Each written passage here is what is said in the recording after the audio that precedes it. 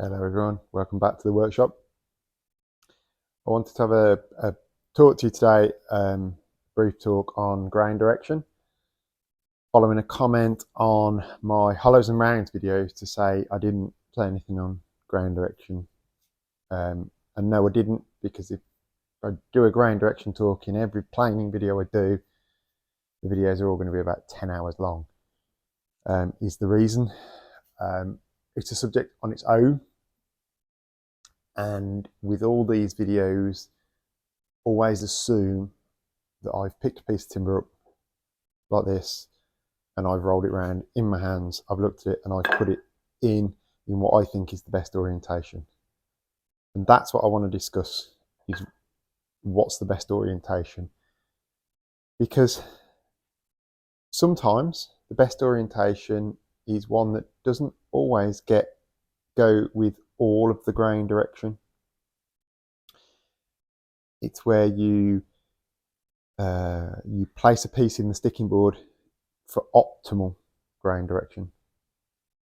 So that's really easy with nice straight timber like this. You can see how straight grain that is. But even this, because it's machine sawn, this grain here is coming nice and straight along here, but it's then beginning to curve here. Okay, so that grain's raising up here. So if you were to plane this way along this corner, you would catch this raising grain. So this grain here, you can see, is raising up to a sharp edge here. And likewise, if you were to plane this edge, if you were to plane along this way, in this direction, along this top edge, you've got this raising grain here. And that's all to do with the way the board was sawn. However, there's very little giveaway on the top surface. So I want to plane this board in this direction. Okay? So I want to plane this corner in this direction, and I want to plane this corner in this direction. And the same here, I want to plane this one in this direction and this one this direction. So I want to plane in that direction there. However, when we look at this one, I said I want to plane in this direction. Okay, so this grain here will just hang up at just a little bit, but when we get around here, it's begun to turn back the other way. So I'd be okay in that direction. Here, if I was to plane that way on this direction, you've got all this grain here. So despite it being right on this edge, potentially, you're against it here. And this is what I mean by sighting it for the best. So when we sight it that way, when we, for example, we would be catching it here with our plane, but, and this is the big but, you can't plane. You can hand plane, but you couldn't use a moulding plane, a fenced moulding plane, this way. Let me just pick one up. Because of where the fence is, that wants to run on that edge, or it wants to run on that edge that way. And this then further complicates things, in that if I wanted to run a bead now on that edge, I would have to go with the grain. So that way, I've gone beautifully with the grain. Okay. And that is why also we use a sash fillister, because the fillister works off this edge and planes in the same direction as the moulding plane. So it's not always as straightforward as it may seem. And this is where learning to read grain and doing a bit, you know, I know people say they do struggle with grain direction, etc. And I know that's possible, you know, and I know that happens. So it's always about placing boards that get you the maximum of what you want from them. So this side, again, we want to plan this in this direction, but this is coming around here. So we'd be okay there, but then this would give us a slight hang up in that this grain is coming around here. However, this is also rising up here. Now, I would plane that in that direction, because that would give us the best result. on this grain, not necessarily on this grain. And this is where beginning to do more and read timber more helps you. So then we look here, and obviously that was in the sticking board and that was planed in that direction. This was actually done, I think, on, no, these were done on the sticking board. So obviously here, I need to be planning in this direction because this grain here is going that way. Okay, so if I was to plane that way, I'm going to get hung up on this section. And then when we get a bit further down here, this is like at that angle. So that's coming across at that angle. But here we begin to get a change. Okay, so we have a small change in direction here. We then have a fairly straight then there. So the optimal, the piece that's going to give me the most difficulty is this steepest angled section here. And this is what I'm saying about it growing around a knot. The knot is there. So this growth has grown around that hard brown ring of that knot. So this is the hard brown ring here. And the growth has grown around it like that, which is what gets us this change in grain direction. So I would look at this piece, you know, lovely, nice piece of timber, okay, for style. And I would look at that and I would say, yeah, I want to plane that piece that way, because this section of grain just here, this 1.5 inches here, is what's going to give me the most difficulty in planing that board.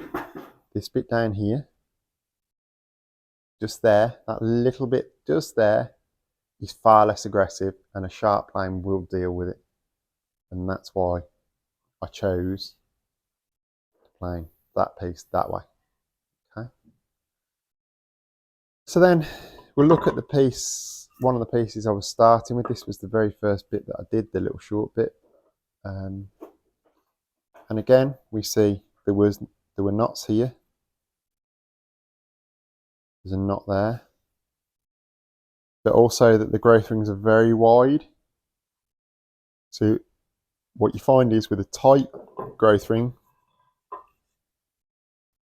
it pulls out a lot less, this pulls out a lot less severely because you're not pulling such a wide, so these growth rings are this wide.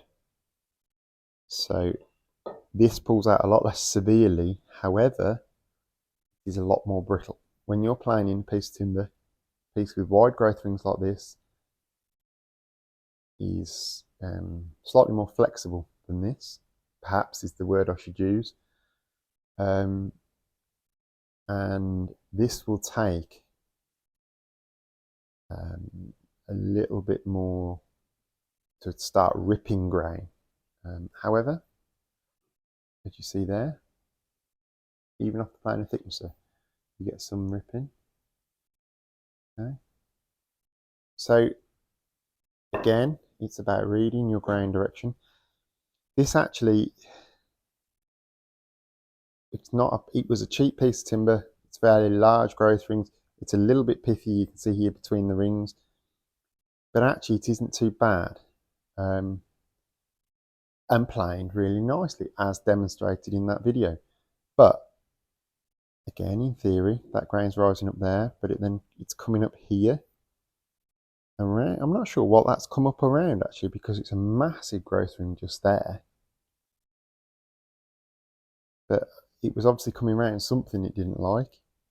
So that does just give us, we're rising up there, and we will just give us a bit of tear here. But yeah, again, something we have to deal with, something we have to maximise. We'll then look at this other piece of cheap softwood here. So very obvious knots. And when you start to read this, it becomes interesting because you've got, obviously this grain here is running there, running out there. So if you were to plane this way, you're going to tear up here. And then it's dipping in around what was a knot here. There was a knot here. So it's dipping in around there. and then here it's fairly straight. But when we look at the other edge, having said we want to plane this way, okay, we need to look at what we've got going on. So again, around this knot hole, we've got the grain is coming up here, but it's also coming up sharply here. And I actually planed this way to start with, and it tore out massively just here. You can see the remnants of the tear out there. And I've just hogged this with a very heavy set jack just to do this demonstration. But you can see there, that tear out. So I actually planed this against what I thought was probably right. So this is coming out here. So on this side, I don't want to play, or on this side, sorry, I want to plane this way. But on this side, this is rising up to here. And yet this planed much better than the sharp tear out I got here, because this is them rising up in this direction. So it's about reading each individual piece of timber and making a decision based on each individual piece of timber. So let's have a look at, this is sapele. This is one of my least favourite timbers for a couple of reasons. First of all, it's given out as being the ultimate durable timber, and it's not. It's better than some, but it's not as amazing as everybody would lead you to believe. You know, you hear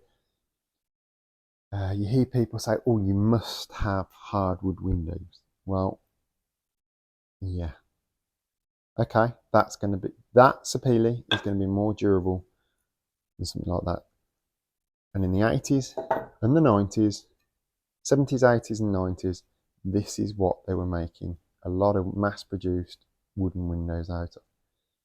And then they were failing. And they were failing because of timber like this. Okay? I would never use that in a window situation. But if they continue to use good quality larch like this, or Douglas fir, things like that, that were a bit more money and they were more expensive, then yes, this is vastly better than this. But this is also better than this. We see windows with timber of this quality. I'm repairing windows for the first time that were built 200 and 300 years ago with timber like this. And that's the difference I'm trying to get across, is that it's the quality of the softwood, not that it's softwood. But anyway, that's a rant for a different day. So let's look at grain direction again. So I machined, so this is a window section, this is a rustic section, this is what's throughout the house, and they wanted a durable window on a very tight budget. This is £300 a cubic metre cheaper than this. So that's why I used sapele. And that's why a lot of people use sapele. But we can see here, tear out here, get that to focus. Tear out here. There's a little small area of tear out here, but we don't see, so there's a knot there. You do not see the vast knots that you see in temperate softwoods like Scots pine and things like that, Sitka spruce and all that sort of thing. You just don't see it with the sapele. When we look at this timber here, you can see the grain direction's doing that, then doing that on a curve almost. But this is just starting to come the other way. And it makes it very, very difficult to read. Sapele is one of my least favourite timbers, and the other reason is, see this darker section here? You quite often see sort of almost a tiger stripe effect in things like sapele. And that's because that growth ring and that growth ring are almost going in an opposite direction to that growth ring and that growth ring. And when you run your fingers across it, if you rub your fingers that way and then rub your fingers back that way, you can feel the little ends of the fibres just digging in your fingers a bit. And again here, look, we've got a curve there, but this is very rough here where this has been torn up. Okay, and then it's beginning to do that. So these trees, these big African hardwood trees, are vast. They are massive, massive sections. So when they're sawn, obviously the logs are set straight to maximise the timber output. That then makes this grain direction issues with Sapele, with Utili. Utili's better, Utili is better, but with Sapele, Meranti as well, you know, various other types of these exotic hardwoods. Oroco can be an absolute pig, but Oroco can be a pig because it has a lot of very high silica content, which interestingly makes it very durable. And Oroco is a very durable timber. However, it's also a red list timber, so it's not something that I use now. I'm also incredibly allergic to it, as I know a lot of people are. And it's also not stable. So like oak has movement in service issues, but not as bad as Oroco. It seems the more durable these hardwoods are, the more prone to movement they are. So let that one sink in a second. But yeah, when we're looking at Sapele, this is actually quite a nice piece. This was brought in for a bay window job to match the rest of the house. So we have a reversing grain area there, and we have one here. So this one, if it was playing this way, is picking up, and this one, when it's playing this way, is picking up. However, this was playing this way because the rest of it would pick up then. And this is what I mean by these areas of reversing grain in Sapele. Okay. It's all about reading a piece of timber that's placed in front of you. You have to be able to pick it up and in a second be able to say, yeah, I'm going to plan that way. And that's why I'm going to plan that way. And it's all about learning to read grain.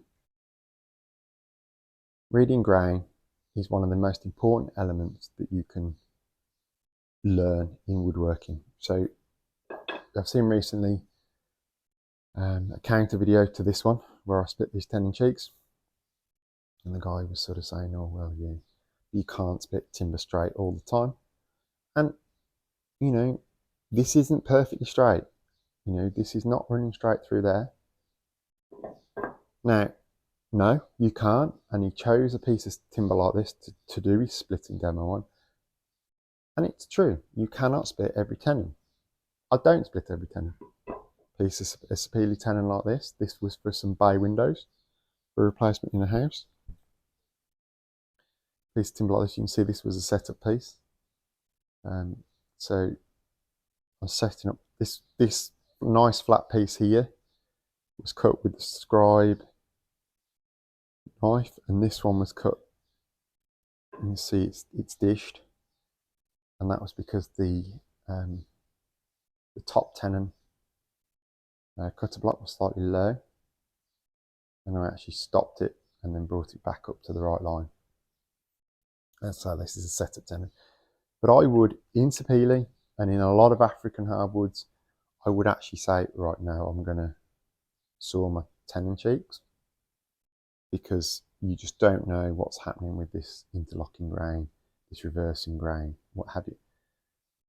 But it is important, vastly important for every woodworking element that you learn to read and understand grain. Be that carving, and you've laid out your carving letters like that, for example. Say you've laid out your carving letters like that. It's important to know which way the grain's running through here, because these cuts will be easier than these two cuts, but these two cuts will be a lot easier than this cut here that goes with the grain, because this needs a stop to stop it splitting. Okay, And it's the same with every single element, you know, be that planing, be that sawing, be that chiseling, whatever. We need to learn to read grain, and that is something that, although I can point it out to you in videos, is something you would need to do a one-to-one class with, to actually have me show you how and why I pick up what I pick up. Because short of having the camera this close on everything I do, it's very hard for me to show this as I'm working. So when I'm whacking through a big pile of timber and I'm planing a big pile of timber, or I'm doing a planing demonstration like this one, it's very difficult. And interestingly, with the bead cutter, I was getting just a little bit of tear out, and that's because like this grain here is rising up that way, but then it just dips over slightly here. So this growth ring here came up and over like that. So just getting a little bit of rough tear out there, and the same here where it reverses around this knot. Okay, and you can't avoid that, but the bulk of it is good. And especially with timber like this, that is so open in the grain and deviates so much like this bit. Okay, this was off for the end of one of these. That was off that end, I think. You know, you can't, yeah, that was off there. You know, you can't really read what's going on, and so that was coming down through there and then up and over this. So you can't always tell until you start into something. And again, this would need a scrape. This is what I was saying in the video, it would need a cabinet scrape.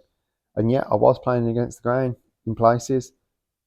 Unfortunately, the lower you get into a timber like this, the more that's going to happen, because you've started, we look at that, you know, we started virtually dead upright here. The lower you get, the more this ring gets pronounced across at an angle in the piece. So our piece comes out like that, for example. So you can see here where we start playing, it's bolt upright, but by the time we get down here, it's at a much steeper angle across the timber. And again, that's something you have to take into account when you're chucking pieces on, and also something you have to look at with finishing work. So I would come back and finish that with scrapers, and you'd lose all that anyway. So yeah, that's it for today's videos, guys. Thank you all so much for watching the videos and commenting, liking, subscribing, etc. I'm going to continue to keep doing these sorts of videos. I will do one on planing hardwoods. I need to set some blocks up. That'll be a Sunday video.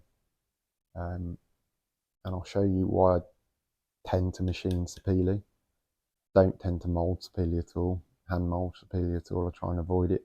It can be done. I don't like it though.